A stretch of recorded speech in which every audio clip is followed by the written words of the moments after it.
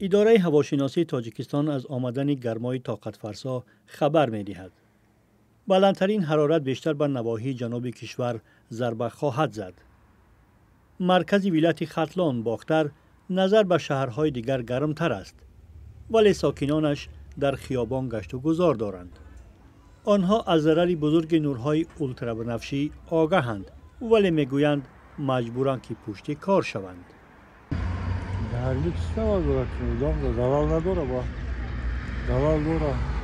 سهار بر وقت ساکنی گرم هوا.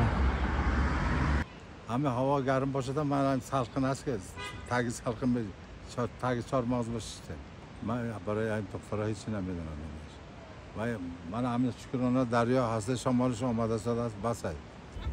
اینجا بینای یک بخش بهداشتی در جنوب تاجیکستان است. روزهای گرم تابستان بیماران فشار بلند بیشتر مشاهده می شوند. پزشکان هشدار می دهند که کودکان و افراد سالمند، خصوصا آنهایی که بیمارند، از گرمی آفتاب خود را امین دارند.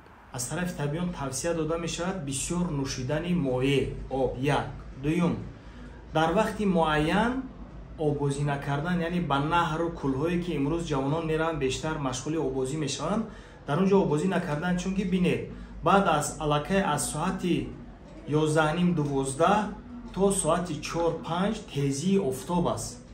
دکتران میگویند که گرمای روزهای تابستان میتواند گرمازدگی را به میان بیارد که نشانه اساسی آن سرچرخک یا سرگیجه بوده است.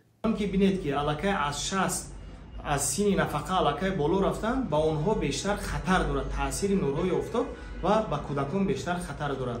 بنابر همین دو کاتگوری بیشتر خطر زیادتر است در وقت گرمی تابستان، مثلا با آبازی مشغول شدن یا اینکه در وقتی که حرکت کنند که در سر یگان چتری داشته باشند.